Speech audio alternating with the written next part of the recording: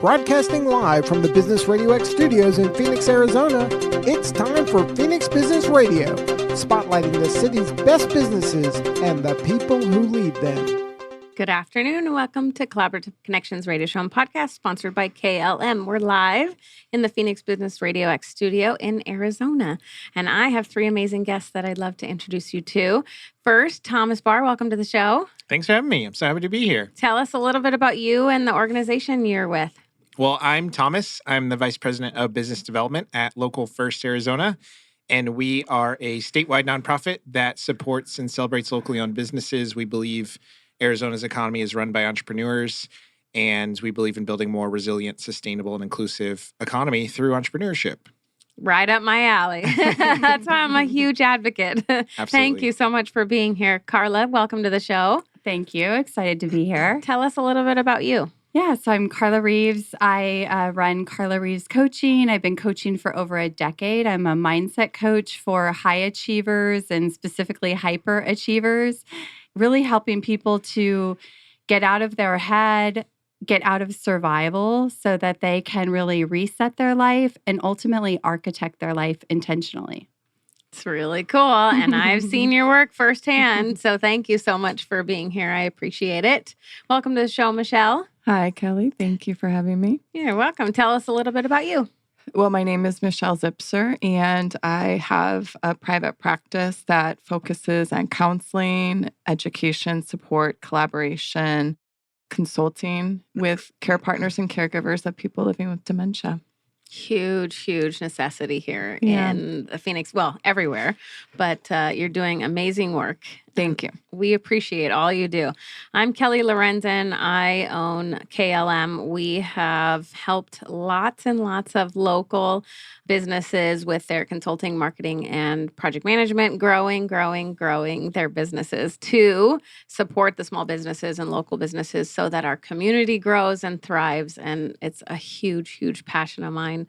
I've been an entrepreneur 20 years and I'm just so thankful to get to work with local people, work with business owners to keep raising the bar, keep raising it up. So I appreciate all of you guys being here. We're just going to jump right in. Tell us, Thomas, a little bit more about Local First and your effort. I, again, am a huge advocate for you guys. But I like other people hearing the stuff, especially the stuff you guys did through COVID and obviously post-COVID for local and small businesses. So Sure. Dive in a little bit about that. How much time we have? No, That's right. Well, Local First Arizona has been around for 20 years. This is our 20th anniversary. We started in 2003. Our founder launched Local First for the reason that she wanted to elevate not only in the importance of supporting local businesses and how much more money stays in the economy, but at that time in Arizona, we saw a lot of young people leaving. And somebody that grew up here, I saw that growing up as well. You did not stay in Arizona after high school or college. It was actually something that was not positively looked on, right? There wasn't the hometown pride that we have now. Mm-hmm. And so our founder launched the organization to build more hometown pride amongst the residents that live here and the people that were moving here, to connect with more businesses that are here, but also for the economic reasons that we know the more we have small businesses and locally owned businesses thriving, the stronger our economy is going to be. So today we've evolved into being the largest local business coalition in the country, but not only that, developing a wide variety of programs and resources that help diverse entrepreneurs and communities throughout the state access the resources and the opportunities they need to be successful. So we've grown. When I joined the team, it was 10 years ago, and I think we had 6 people then. We just hired our 55th. We've got 4 statewide offices, focus on rural and urban economic development, and just really filling the gaps that we know exist in the economy. So, yeah. It's a big deal. It's really huge, and which is why I love it so much. Tell my favorite story, and I tell people it's such an easy conversion. As soon as I tell this story, they're like, okay, sign me up. Okay. Make me a member. When COVID shut everything down, local businesses is who you serve, and they were having huge, there was the huge impact. Restaurants, farms, people in general. Yeah. So tell us how you guys combined all those to help everybody. Sure. So I'll start by 2 weeks before COVID, or before the shutdown in Arizona, at least. We were keeping an eye on things. I don't know if everybody remembers. I think we all forget that even a week before the shutdown, a lot of people were just like, that's never going to happen here. We were all just like going about it and like seeing what was happening in other places, but not really taking it super seriously. I don't think we really knew what was going on. But 2 weeks before Arizona shut down, we said we were looking at Seattle, which was just skyrocketing with numbers. And we said, if that happens here, everyone's really going to need us. Businesses are going to be calling us. We're going to need to really shift our attention. So we actually moved all of our staff to work from home early before everybody had to, because we were like, we need to get ready. So we were like, grab whatever you need, get prepped, get your desks ready, take a chair from the office, whatever you need, because we're going to stop planning events and everyone's going to become pretty much small business consultants for the most part. And so that's what happened. As we all remember, we shut down and then everybody's phone was off the hook. 25 to 35 calls a day, every single person in the organization. What do I do? Where do I go? Like, what help can I get? What's going to happen? And so what we did is we had as many businesses as possible write letters that we sent to the governor's office saying, you need to ask for emergency disaster loan assistance for Arizona right now. The process is very bureaucratic where the governor has to officially request it and then the SBA has to get into action to release it, much like when a hurricane or tornado comes through an area. But we don't have that here. And so it was a very foreign thing. Mm. And so we activated that and then we launched what we called the Small Business Relief Fund, where we called on corporations in Arizona and individual donors to put money into a fund that we could deploy to small businesses. We raised about $10 million, and then by the end of it, ended up deploying about $52 million in small business grants, just money straight into the hands of businesses so that they could put food on the table and get through the toughest times that were there. And it just kept rolling and rolling and rolling. And then we went from triage, like, what do we do? Like, where do people go, to recovery? Like, how do we reopen? Like, it was just ongoing resources and needs and predicting what's going to happen in 5 hours to what's going to happen in 5 months. Mm-hmm. And so it was really just keeping on the pulse of all the changes and all the developments and making sure everybody that was coming to us knew where to go to get help. So cool, right? Cool. The amount of money that one organization can raise and do for the economy. And the farms, getting the combining, like, okay, we're going to take the food from the farms and give them to the restaurants. Then we're going to the restaurants are going to make food for the people that can't afford to eat. But we're going to raise money so that none of them have to pay for it, but they're all getting paid. I mean, just such a cool, amazing, really cool thing. So speaking of COVID, I'm sure, Carla, you are seeing the repercussions of it with your clients, with mindset, good and bad. I'm sure, some people did really well through it to have that, if they had done the work prior, right? And I'm sure a lot of people didn't. Tell us a little bit about that. Yes. So before I do, though, I just want to say I was a beneficiary of a grant during COVID, and I don't know if it came from your efforts, but that was a game changer for me, and I'm very grateful. So yeah, well, wherever you got the money, I'm glad you got it. Yeah. Yep. During that time, it was interesting because I think people just really shifted to even though I'm helping people out of survival, I think during that time we were all kind of like put into like a survival mode. And so it was more maintaining your mindset than doing forward thinking work, because we couldn't even really think forward, and we weren't making plans because there was so much unknown. So it was really supporting people in what they were dealing with in that moment and kind of, how to get through the day or the week. So it was very, very different. And I think now, while there's still some aftermath for certain people, I do think that people are planning again and thinking farther down the road, and work is looking more like it used to. So that's been great to see. I bet an upward shift in mood and mindset.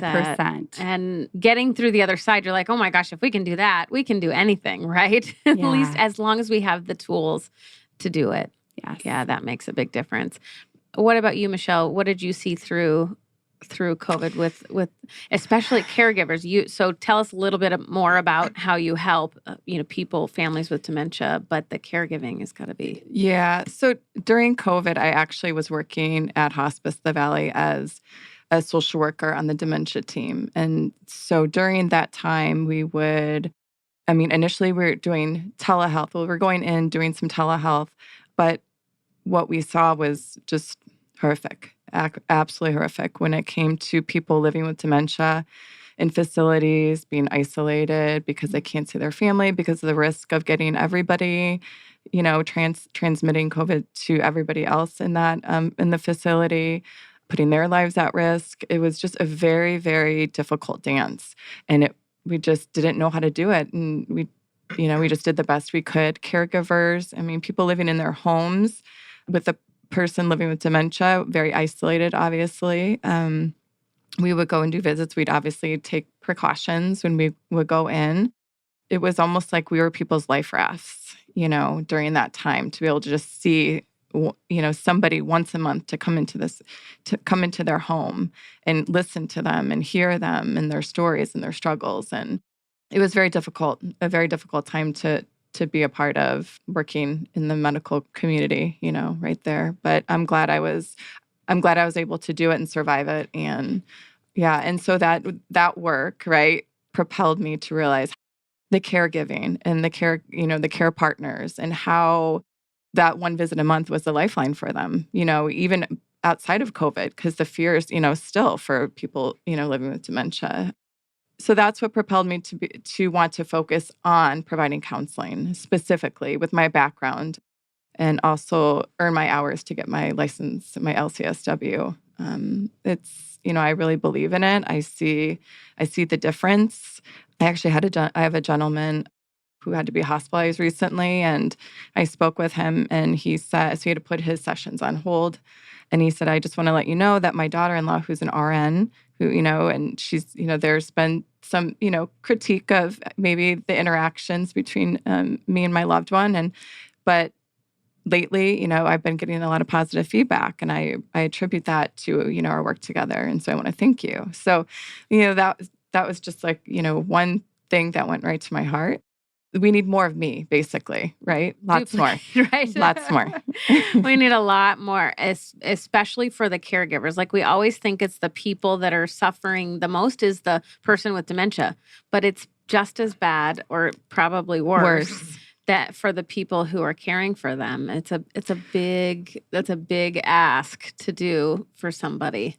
The rates of depression amongst people, care partners and caregivers of people living with dementia is, double than that of people with, chronic illness, basically caring for people with chronic illness.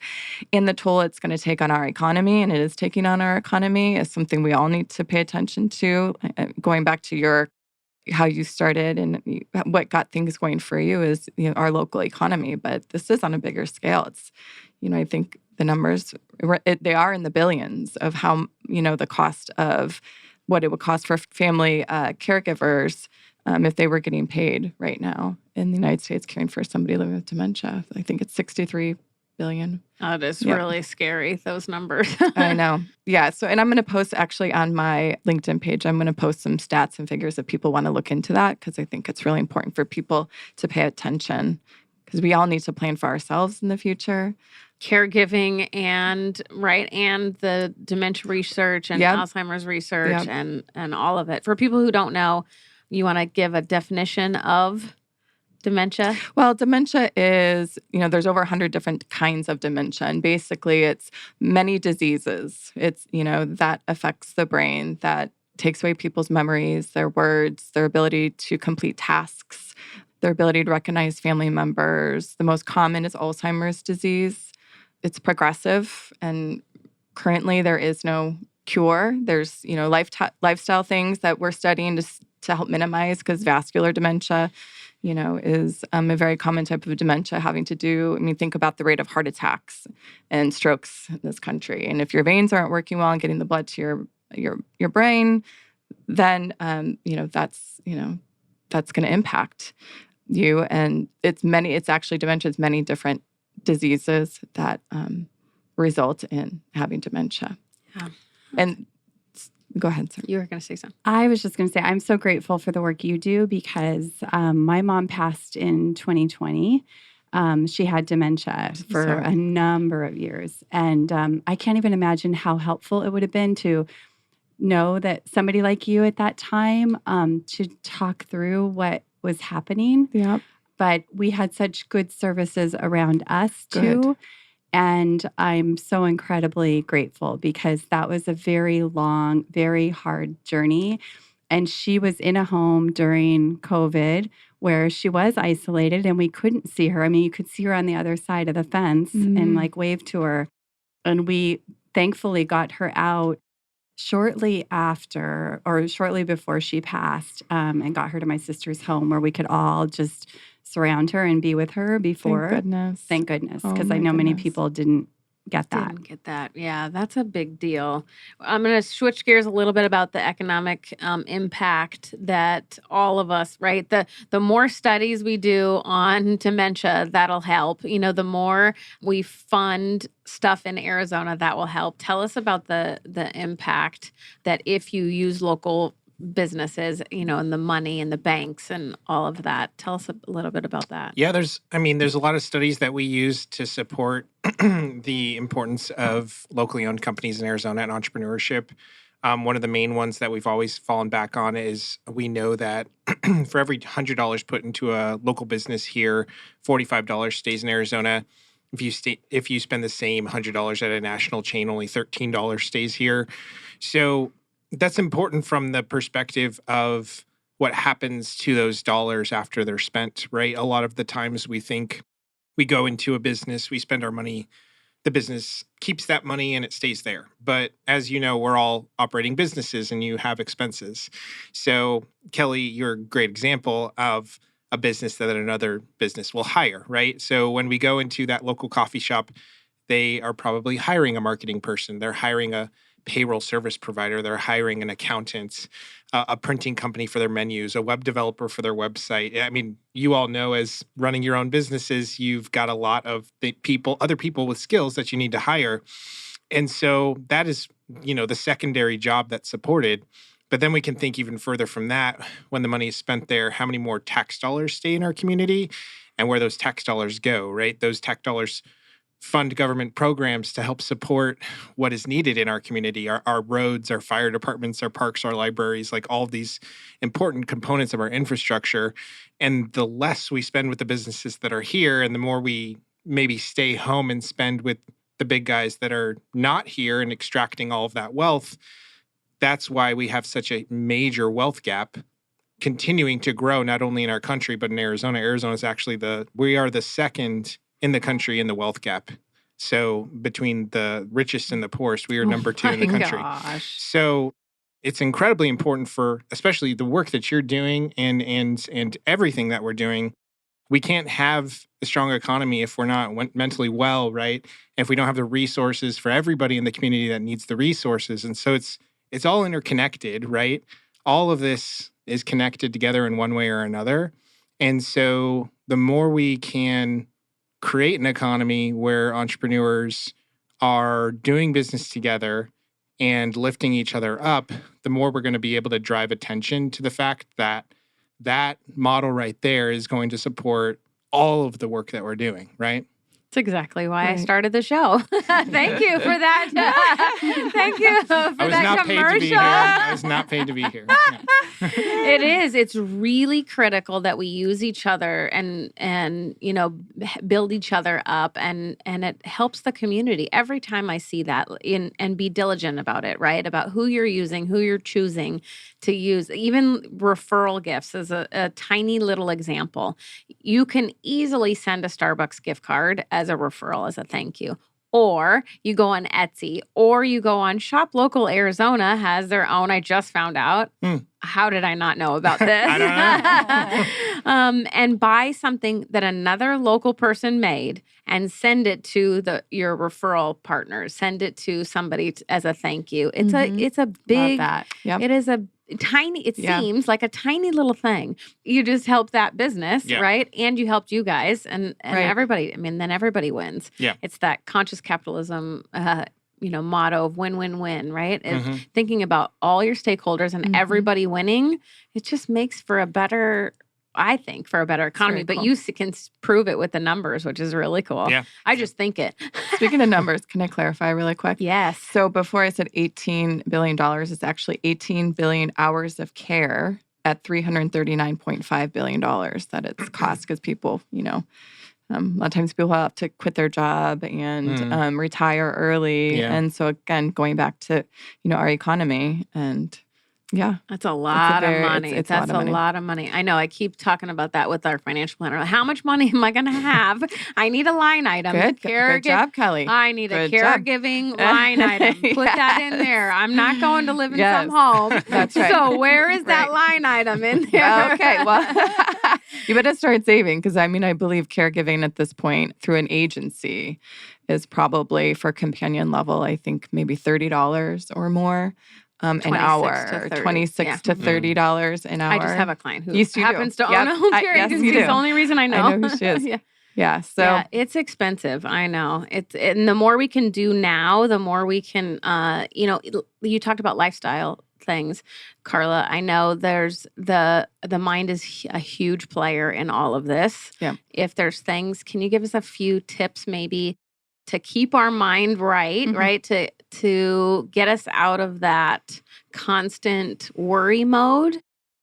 Mindset's a huge, I think, proponent of diseases and people going down faster, depression, all of it. All of it. Yeah. I saw somebody write disease, dis-ease, right? And so when we have just uneasiness, dis-ease inside of ourselves, right? That can create a lot of different health and physical ailments too. And so it is really important. And just because we're human, we all share this, right? Like it doesn't matter who you are or where you are or what level you are or what you're doing. We all have an inner life that we're dealing with. And a lot of, the people that I work with, life can look really good outside and on paper, but often those people are there's so much inner angst. Mm-hmm. And that's really where I help people a lot is we live in a world where we're so focused out externally and we're not really taught to cultivate an inner life that is peaceful and calm and content, right? Because we take that wherever we go. And so helping people kind of calm their mind. I use writing as a huge tool, as you know, to help people just kind of empty their mind. Today on a call, I just had a client actually start with a little bit of writing. And I'm like, did anything surprise you about that? And she's like, just a couple minutes to empty what was on her head and kind of organize her thoughts. Like everything made more sense. And it became clear what she wanted to focus on for our time together.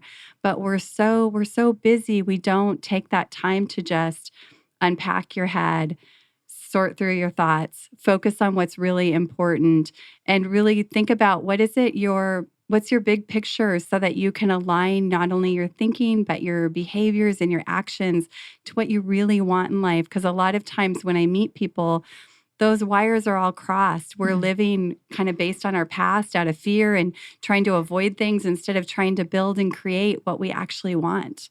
And so, piggybacking on what you just said, because I think that's so important and people living in the past. And I think that one of the things that goes into people's quality of life is their upbringing, their childhood. If they've had traumas in their life, sometimes when people are stuck, right, a lot of times it's because of a trauma and they haven't learned how to or been able to process that trauma in a way that helps it leave their body, And so that's also one of the things that, I work a lot with clients on is how do they get unstuck by processing those traumas so that, they can move forward, right? Yes, 100%. When I first started doing this work, I realized that people, they would say they wanted to change a job or change a relationship or move to a new city. And I started to sense that there was something else that was actually that they wanted to change. And it wasn't any of those things. And I would ask them, can we just suspend that for a little bit of time? Because I'm curious about something. And what I discovered was that people were really wanting to escape. What you're talking about is this old, outdated framework of thinking and the way they saw themselves, the way they see the world around them. And they felt trapped by that. And so we think that if we change a job or change a relationship or a move, we can eliminate that, which we do for a little while. You feel better in a new environment or a new city or a new job, but then those same old feelings come back because you haven't actually addressed the common denominator, which is you. That's I hear that all the time. The good news is that what you're teaching is even trickling now into the medical field. So now, not necessarily Western medicine, but naturopaths at least are saying, journal, have you had trauma? What is happening to your body can also play a part in your brain. And it's the same thing with dementia. I mean, here's the reasons, here's what their studies are showing. It's the same. So trauma specifically is stored in our bodies. And what happens when we have a trauma, our brain, when we go to sleep, when we go into REM, our brain sorts, right? And when there's a trauma, there's a glitch. And this trauma is not sorted, it's stored in our bodies. And so there's therapies that have been proven. EMDR is a big one. It's very common. It's been studied over many, many years. And it's one that helps it helps our brain sort the trauma. So you're doing something, with your eye movement, with right and left brain, that helps basically sort the trauma in a box in our brain so that it's not that we're not going to think of the trauma, it's that we're not going to experience it in our bodies anymore. And so a lot of times caregivers, care partners, when they're caring for somebody, they have had maybe a childhood trauma that now they're caring for somebody and they're triggered and they don't know why. Mm-hmm. And so I help them figure out what that trigger is. We work through it and they understand it. I refer them to EMDR therapist if needed. And, it's amazing. It's absolutely amazing. It's really cool. All right, shifting gears a little bit back to entrepreneurship. Did we talk about entrepreneur? Thomas, what are you seeing currently? We all had to recreate ourselves in COVID, or a lot of us had to recreate ourselves in COVID. What are you seeing now, creativity-wise, for entrepreneurs? What are they up to? What are some cool examples of local businesses that are being, creative with what they're up to? Yeah. Interesting question, because each industry is a little different, right? Employers across the board have had to be creative with how they create environments for employees to be happy, right? And to want to work where they work. Speaking of mindset, creating environments where your employees' mindsets are positive, I think has been the top of the list. So one of the hard things with that, though, is how do entrepreneurs compete when their budgets are a lot smaller, when their resources are a lot lower, and when they have to be more nimble. So we've seen, I think, just across the board, a shift in what the low end of the bar is as far as what you have to do as a business in order to create those good environments. It started with the bonuses that we all saw. What was it? Maybe a year and a half ago, if you went to apply for a job, every single one was providing a bonus if you stayed for 90 days. And it was like the new bar. And I would talk to businesses and they would be like, I can't find anybody to work for me right now. I'm even given a $500 bonus. And I was just like, dude, like everybody is. We've got to get more creative with how you're trying to find people right now. So it's just like, provide a lot of examples all the time when we're working with businesses on ways they can think more creatively. And one of the unique industries we help out is automotive. And in the automotive industry, you see a lot of turnover. But we had a really successful company who was able to retain their staff for a really long time. And I love the examples of what they did because they didn't change how they retained their staff through the Great Recession, through the pandemic. It was just they kept this consistent way of keeping people happy. And what they did is they thought through how their employees and their customers were having a good experience when they came to work and when they came to their shop. And they just started with the basics. Are their bathrooms clean? Who's ever been to an auto shop and had to go and not wanted to use the restroom, right? And so they made it like this really, really good environment. Like, what does your break room look like, right? Just these very simple things. if the necessities that your team needs when they come to work are not good, then they're probably over time going to have a worse and worse experience. And think of those things that are triggering as far as not being happy in their work environment. And so they just looked at all of the components of the makeup of their industry and said, how can we differentiate ourselves compared to all of the other businesses that are out there? So they were able to have loyal customers, drive high retention rates for their staff, and be able to just continue kind of weathering the many storms that always come, because as businesses and entrepreneurs, you're always going to have to adapt to changes in your environment and the economy and et cetera, et cetera. And so if they could maintain that normality and that consistency, it was really good for them. So It's so funny because you think of all, oh my gosh, we have to think outside the box. Oh my gosh, we have to do something completely different. We got to make sure our bathrooms are clean. We have to have a good culture. We have to treat everybody with respect. You're like, oh, this is not hard, people. Like this is just, but you want to go to a place that you feel comfortable, that you feel like it's your second home, that you have friends there. It's the same thing with co-working spaces like we're in with Max 6 is, how does the environment feel? Are people friendly? Is everybody, nice to each other? What are they doing consciously as a business? It seems so silly, but it's so easy, Sure. to be able to do. Well, and it's kind of like, I love that they started with the simple things, because how you do the little things is how you do everything, right? And so I think it's such a great way to start to kind of clean things up. Like I know even just going into Starbucks or wherever it is and the tables aren't wiped, or those things make a huge difference. A huge difference. They do. The And bathrooms. if you start getting sloppy with those things in your business, that can ripple to much larger things. Oh yeah, that's for sure. Tell us about entrepreneurial journey, some things that you've seen or you've done creatively, over the last couple years.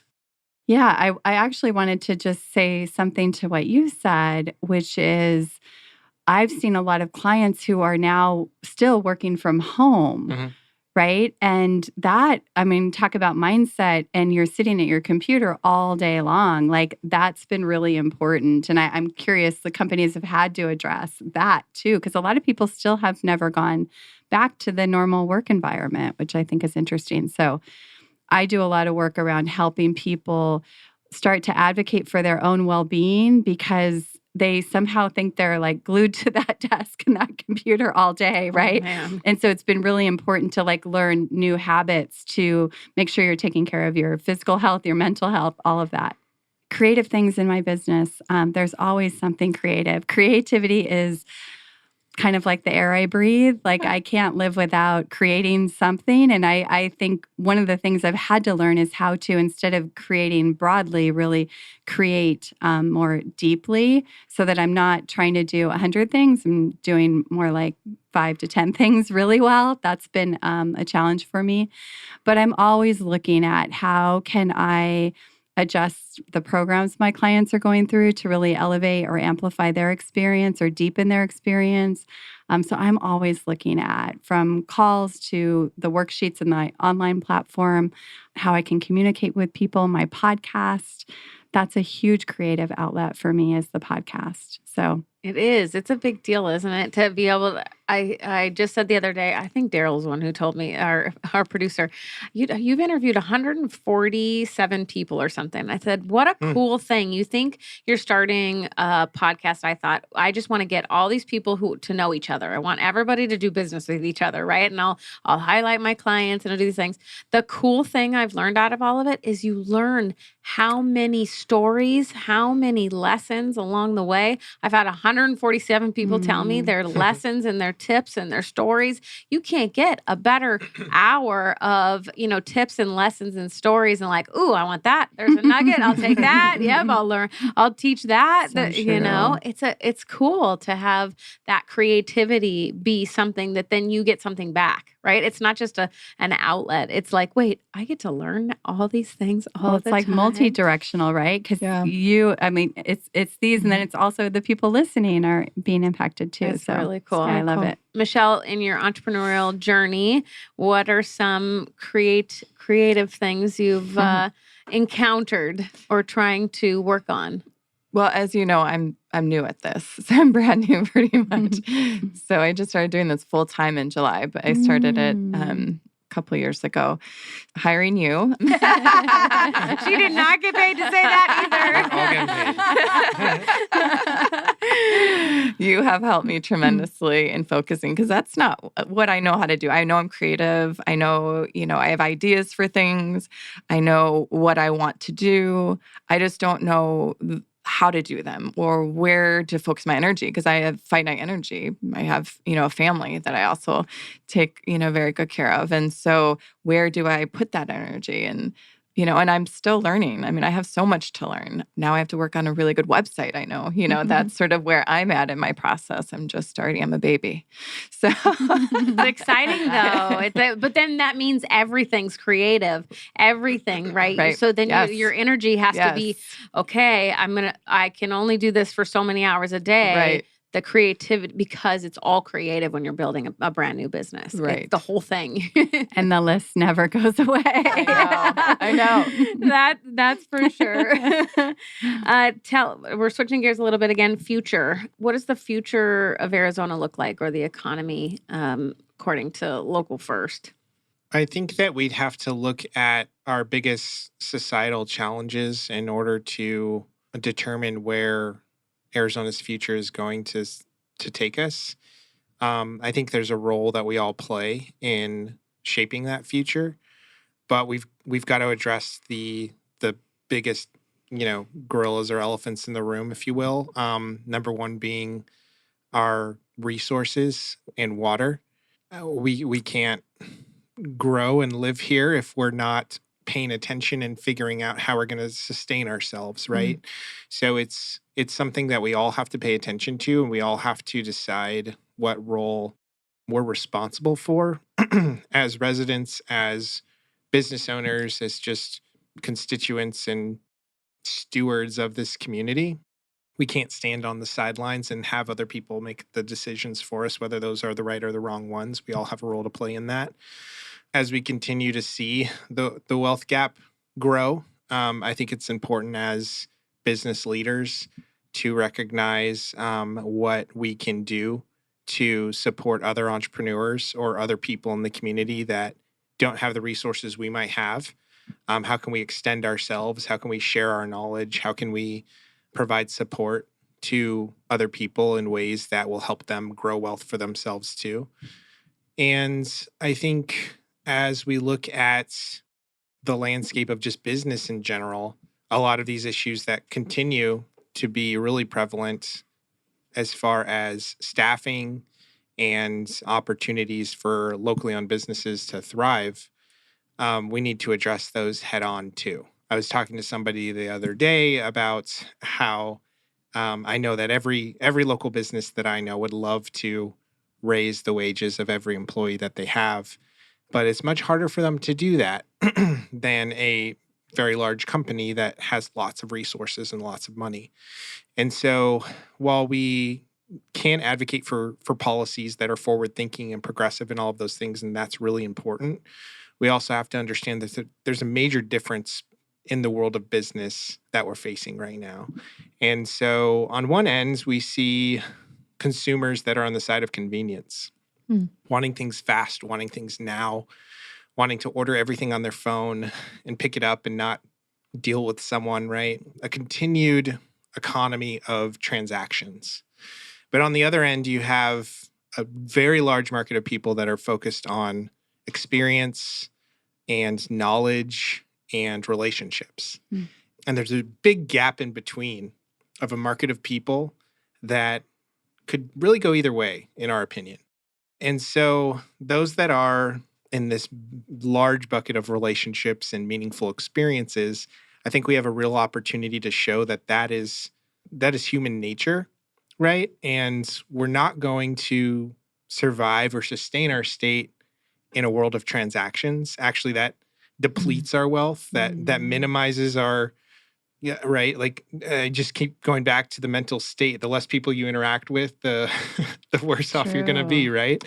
We're now in this state of isolation in the workplace, right? Where people feel isolated, the less people that they're talking to and interacting with. So I think we have to lean in to what small businesses and locally owned businesses actually offer, which is experience, relationships, something you'll remember. And know that if we just spend all of our money with businesses that will never do business with us, that's always the thing that I talk to B2B businesses about all the time. Is one time we were giving a presentation and we were talking about how much wealth is actually extracted each time you spend your money at Amazon.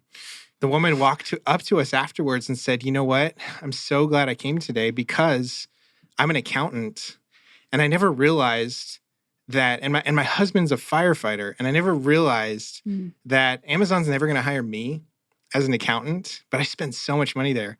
And my tax money is not staying in my community, which actually would go to the fire department that my husband works at, right?"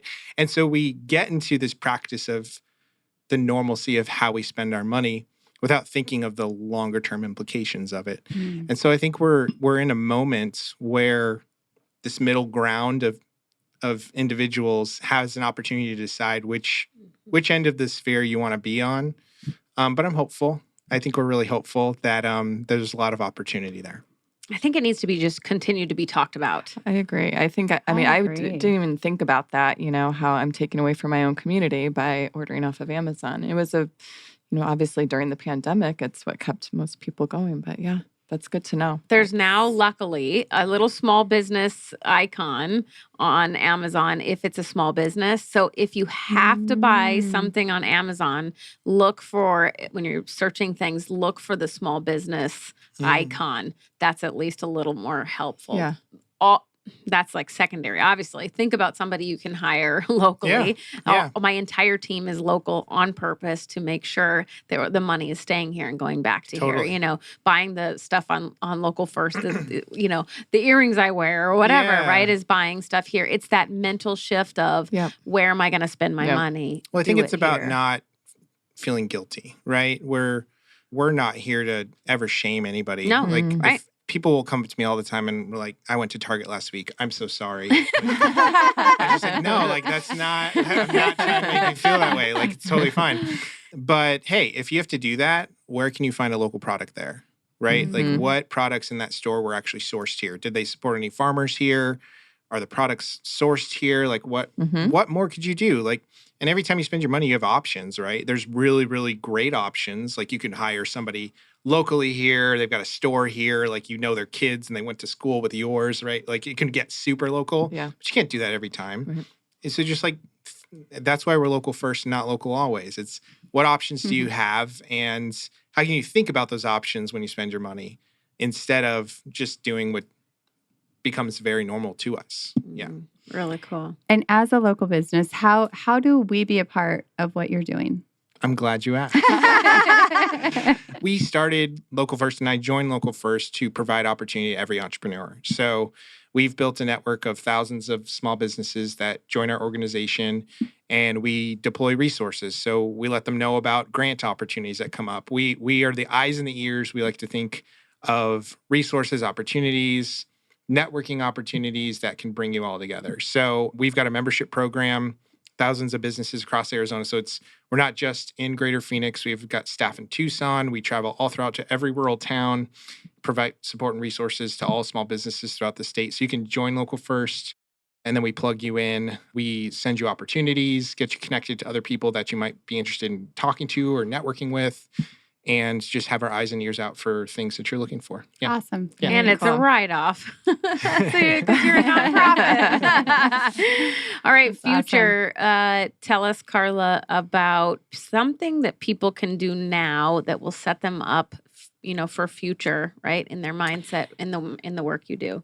Yeah. So as you were talking, I was remembering a few years before COVID. We have two boys, and they were pretty, like young, grade school age. And I remember hearing somebody say, like, the most important skill that you could be teaching your children at that time was mental resiliency and emotional resiliency. And after COVID happened, I remember thinking back to that and just going, wow, was that ever true? And that's something we've been really focused on at home with our boys, like always. And now they're 18 and 20, and I'm really seeing that they have that mental strength. And so I think that's still true today, that emotional mental resiliency is a huge tool for all of us. And I think anything you can do around mental fitness and really learning to leverage your mind to lead your life.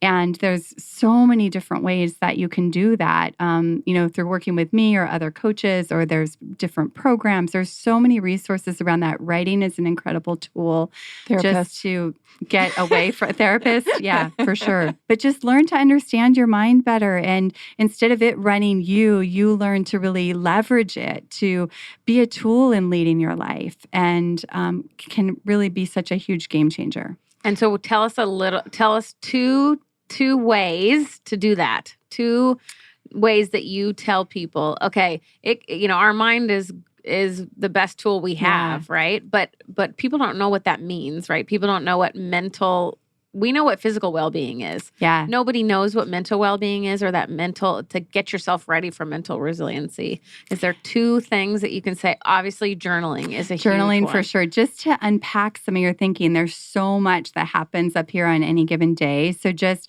taking a sheet of paper at the end of the day to just unload some of what's circling in your head is so incredibly helpful and so healing, just to make some space in your mind for new thoughts.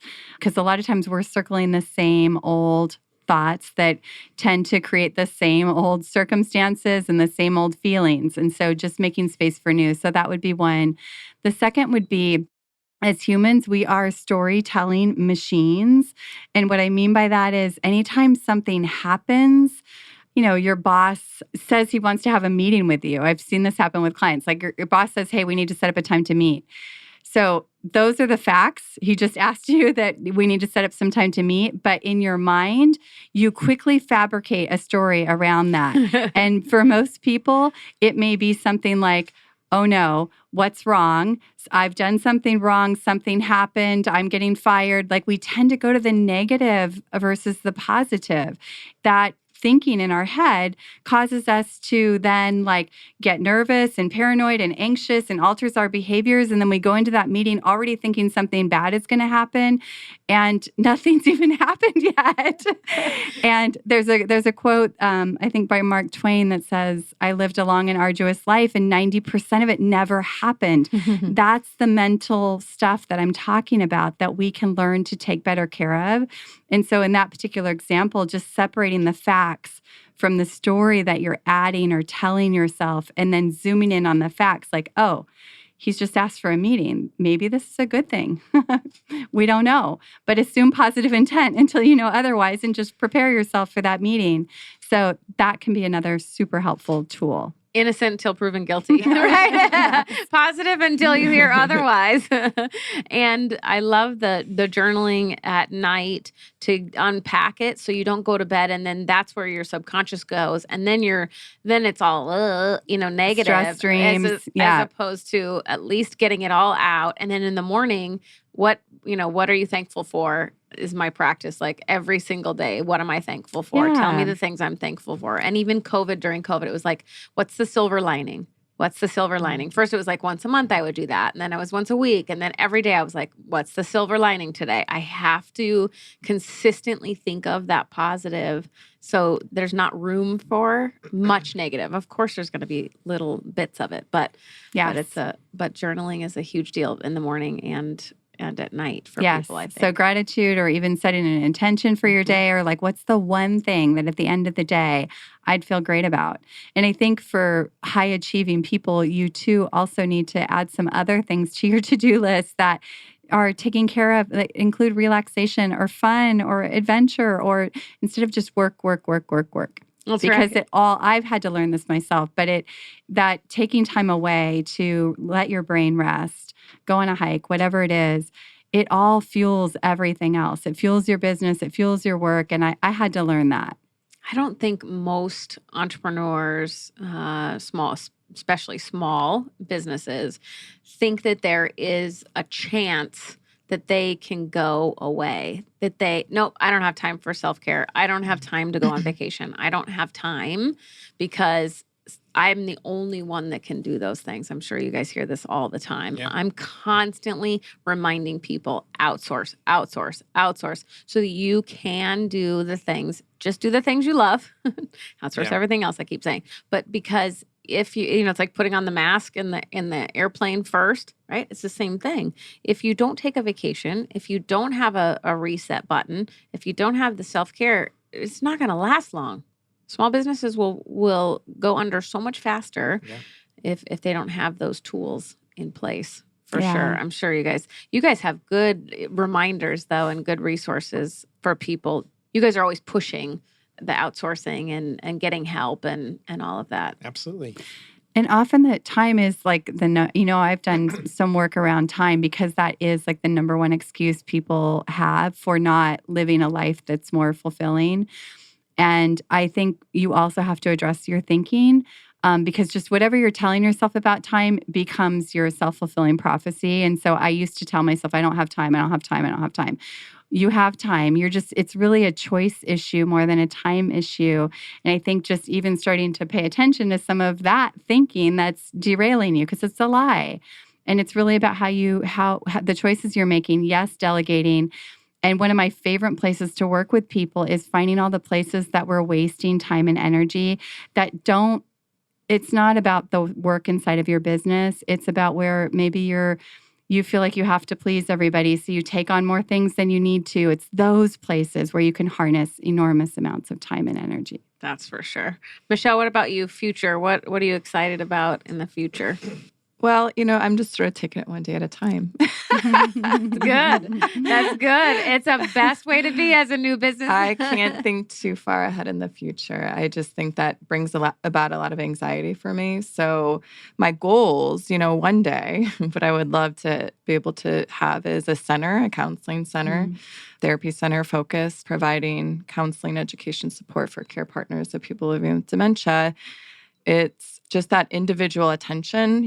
There are many wonderful support groups out there and they work for so many people and sometimes they don't work. And so people need that extra safe space where they can debrief and encouragement, along the lines of sort of, when you were talking, I was thinking about like some of the things that, I do in my practice and with my clients.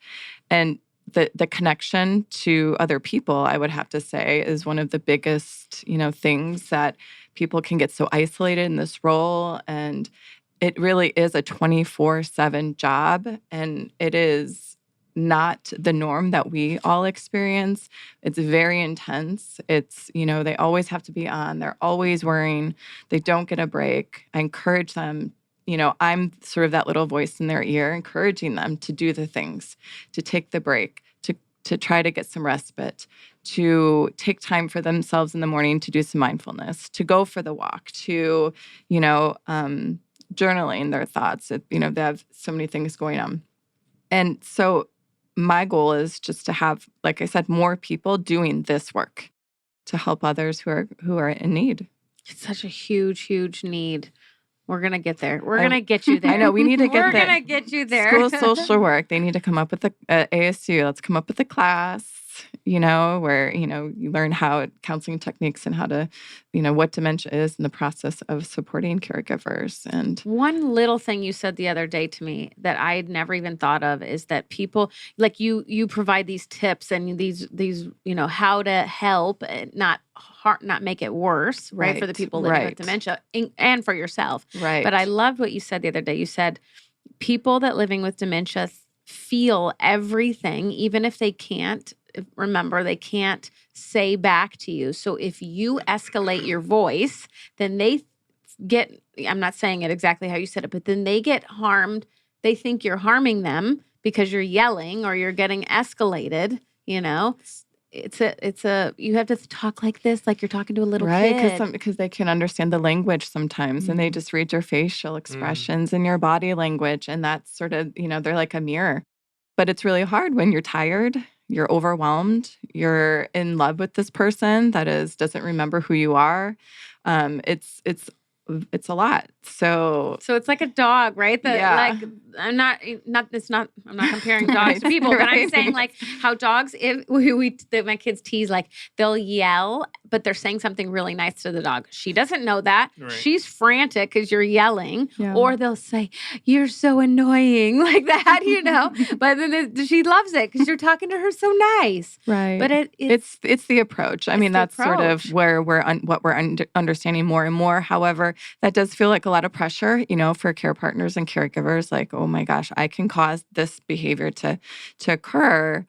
And so I do also want to leave space in the room for people to be human and be frustrated in this, in that role that they never chose to be, right? It can be a little messy. Yes, yes. And it's very difficult. But also, what we know about behaviors is they are communication for people living with dementia. Behaviors can, pain can drive behaviors, urinary tract infections can drive behaviors, underlying disease processes, being overstimulated. It's like, like I said, it is a very a different day. Every day is different. Every moment is different. And so it's very hard to predict. And you think you have something figured out, and you try it again and it doesn't work. So it's, it's a lot. Time and energy. Yeah. Right. Can you believe we've been talking for almost an hour? Crazy. That goes by so fast. No. Thomas, tell everybody how they can learn more about Local First, get a hold of you if they need to. We're on all social media, Local First AZ, localfirstaz.com, and would love to hear from you. Get in touch. Thank you so much for being on and what you guys are doing in the community. Absolutely. It's a big deal. Thank you very much. All right. What about you? CarlaReeves.com and Carla S. Reeves on LinkedIn and the Differently podcast. Thank you so much for being on. Michelle, what about you? CognitiveCareandCounseling.com. And I'm on LinkedIn as well. I don't know what that thing is, but that's okay. Right? Michelle, spell your last name for people for LinkedIn. It's Zipser. Z as in zebra, I, P as in Paul, S as in Sam, E as in Edward, R. Zipser. Thank you very much. Thomas, you have an event coming up that we're really excited. I'm really excited to be at. You still have tickets left? We do have a few tickets left. Tuesday, April 4th, we'll be at the Mesa Convention Center for the Arizona Good Business Summit. 300 entrepreneurs coming together to build relationships and learn how to be better businesses in Arizona. So we're excited. It was a fantastic event last year at Tempe Center for the Arts. Yeah, yeah. I got the behind the scenes view. You did. Yeah, we're excited to go to Mesa this year. It's really cool. Yeah. All right. Well, thank you all for listening to Collaborative Connections radio show and podcast sponsored by KLM. Do what you love and outsource everything else. Until next time, happy connecting.